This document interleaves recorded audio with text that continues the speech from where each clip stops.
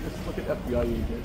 Yeah, we do. Yeah, it's funny. When we use I get the black sunglasses, people really well. They think you work for the FBI. Hi, Bradley. Hey there. Hi.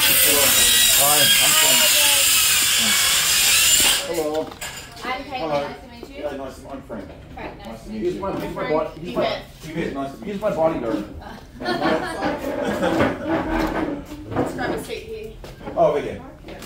When this is it? Yeah. Okay.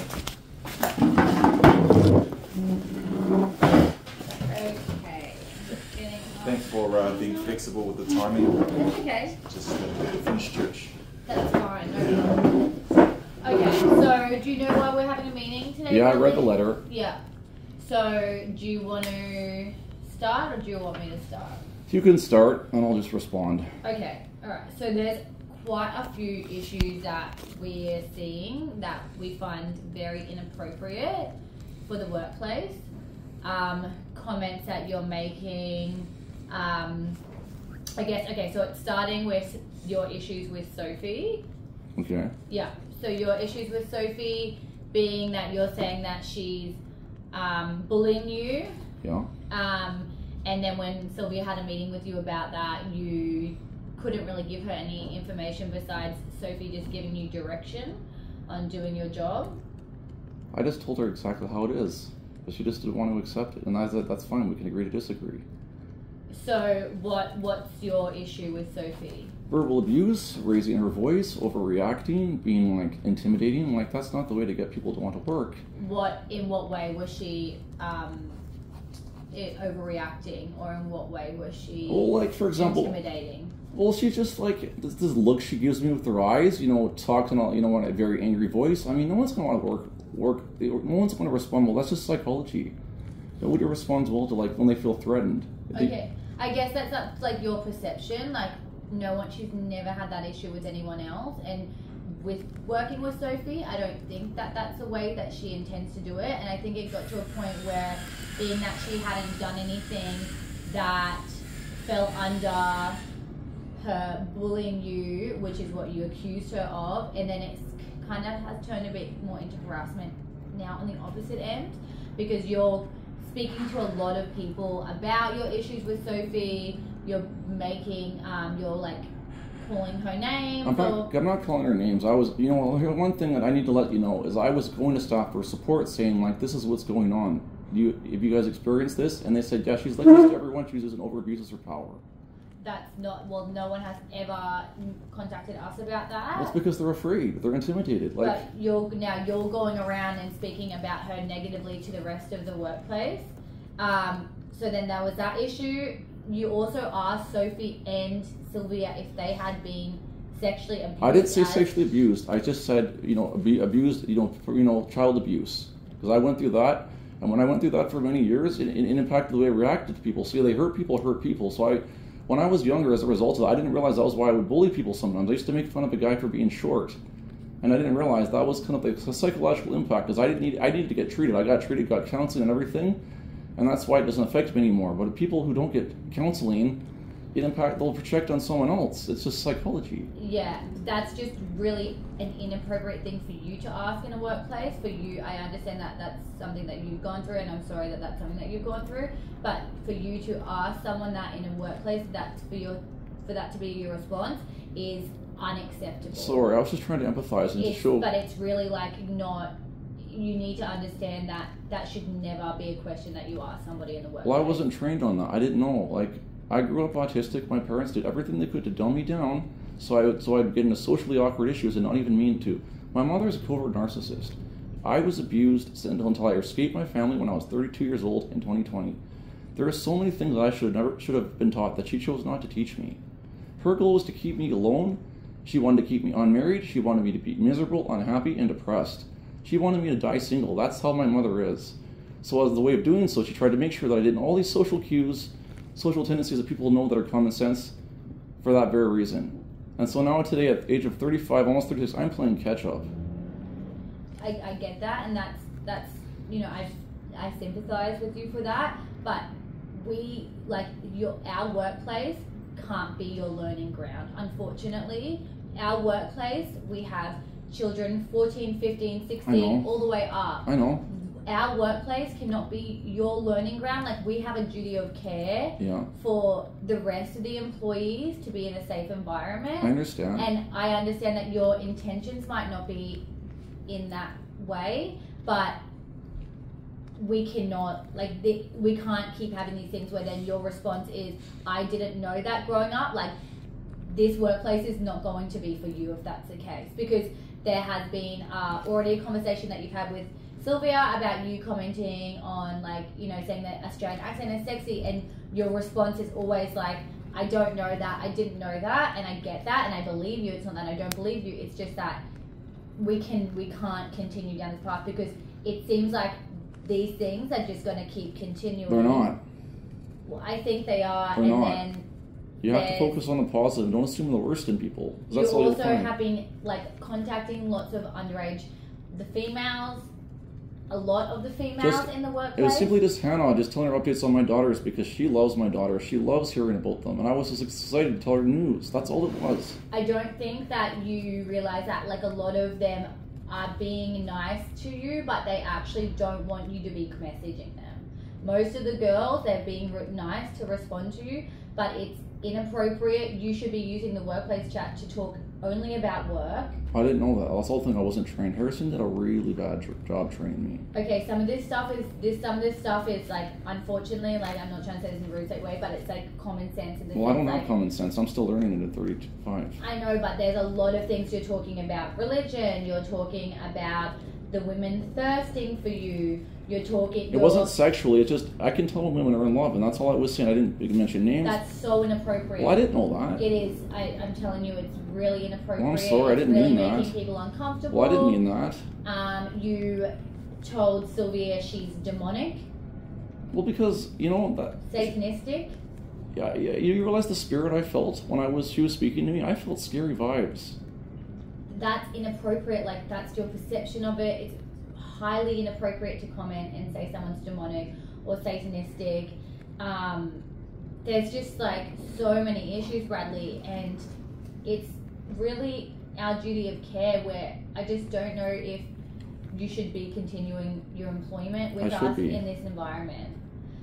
I don't think, like, given your response, and I am sympathetic to your response, Bradley, but it sounds like you have a lot of learning to do and catching up to do in the aspect of life that cannot be done in our workplace. And people at church are teaching me things. They're teaching me many things, so I'm getting better every day. You need to have confidence in people that are learning and trying. And unfortunately, I think you're just at such an early stage of this where working in our workplace is going to cause more problems. I don't think that's true, Bradley, given your response right now. I'm as honest as they come. Like, I'm not going to lie to you. It's the truth. I speak from the heart with the spirit. I really don't think that the right thing for you is to continue your employment with us. Well, I don't agree with you. I'm getting better every day. You don't know what I do in my everyday life. I think that you just continue to go to church, and, you know, once you feel like you're at a more confident level and a more socially acceptable level where you're understanding what you should be saying and what you shouldn't be saying in a workplace, then maybe you should come back and reapply at other McDonald's restaurants. You have the experience, but I think at this point in time, Bradley, I really don't think that you should continue your employment with us, and I don't say that lightly, and I'm not trying to make a bad decision, but the amount of messages that we've been getting, I would not be doing my duty of care to continue having you in the workplace.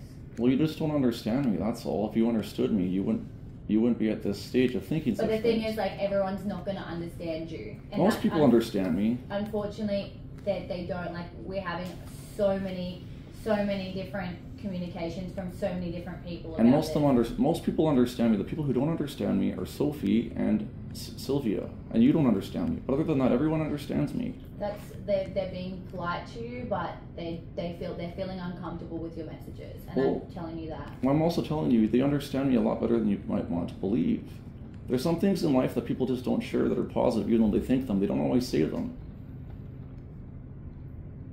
I have to make the decision that I don't think the right thing is to continue your employment with us. Well, can I object to that? Because that to me doesn't seem right. Well, given the inappropriate messages that you... They weren't inappropriate. They were totally pure. Like, I'm a chaste person. I'm not one of those bogans. I think your response right now, not understanding that the messages are highly inappropriate, just speaks volume in our decision. No, you don't understand, because you're redefining what I said to make it into something that it's not, and that's not honest. I don't think I did that. You did. I'm being targeted. Because I'm autistic, because I'm a Canadian, I'm being targeted. That's a human rights violation. It's a human rights violation. You're not being targeted. You're not being targeted. We're having a meeting because of an accumulation of documentation that has fallen upon my desk. No one has targeted you or seeked you out. Your sexual harassment... There's no sexual harassment going on. Comment when you're saying that the Australian accent is sexy in a workplace, that can be... That was discussed once, and then I never did it again. I didn't know that was considered awkward. You're saying that your thirst for the spirit, telling underage girls that when they turn 18 they should go clubbing with you. No, the thing about Hannah and I are tight. We're like, we look out for each other. I thought, when she's 18, we should go clubbing, because at this age it's not appropriate. She's 16. Inappropriate. I didn't know that. I didn't know that. That's inappropriate.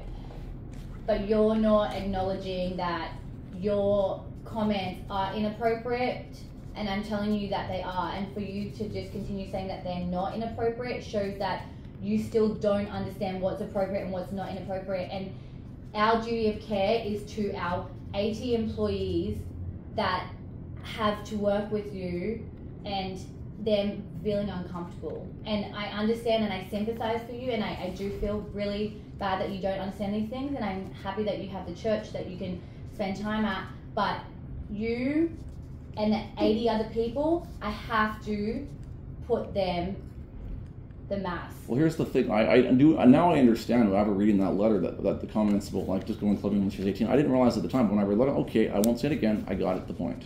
But I guess what Caitlin's saying or trying to get across is we can't keep having ongoing issues, because it might be this and you say you won't do that again, but there's going to be something further down the track, and then you're going to say, I didn't know. Well, I'm not going to say that again. I didn't know. It's going to be an ongoing. Well, have you ever thought of like issue. Empathy, like understanding what's going in the intentions of someone's heart? I also have to have empathy to my other employees who are being asked if they've had child abuse, who are being spoken to, asking about the thirst of love and these things that I have to have empathy for them that don't want to continue. I simply to work said that with I could sense that women are in love with me at work, and I also said that that's making people uncomfortable, and I have to empathize with those. That's your perception. That is probably not the reality, Bradley. And I have to empathize with my other employees as well, who are being put in a very uncomfortable position. And I know that people will be very upset if we didn't take the right path. Well, now I know not to say it again. That's the thing. Like, I learn pretty fast. When I get told autism, I don't do it ever again. That's just how I am. As honest as they come. That's part of autism. When we went with a photographic memory. Sylvia had this conversation with you. I think she's had a couple of conversations with you, and it just nothing seems to have stuck with you from her conversations with you. Things do stick. I feel like this is the decision we have to make, Bradley. I'm sorry. I think that you have some work to do, and then you have them experience. So when you feel like you're ready and you want to go back into the workplace, and you're ready to understand, what's appropriate and what's not appropriate, you can reapply at McDonald's. I just totally disagree with you fundamentally and legally. Like, this is ridiculous. This is rubbish. Being an employee for less than 6 months also is part of a probationary period. So I was told it was 3 months. It's 6 months under the Fair Work Act.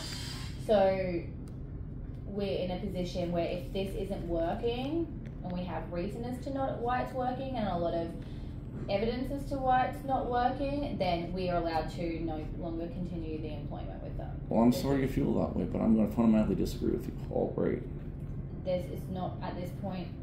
You can disagree, but it doesn't change what the outcome is going to be. Well, it's just like I can't control people's agency. People choose for themselves, but I'm just choosing how to react to your use of your agency. That's what I'm saying.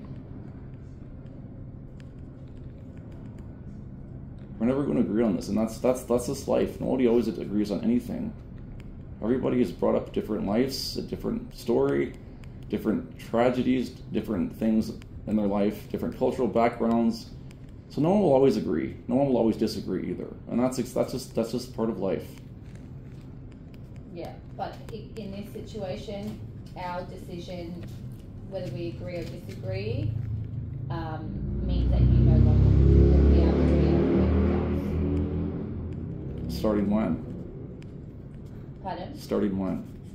Starting effective, you'll get paid out for your set shift this week, and then we'll give you the letter, and you probably will get 1 week's notice given how long you've worked for us, so maybe one more set shift. I'll have to read the contract properly, and then so you won't go back to work Ever again?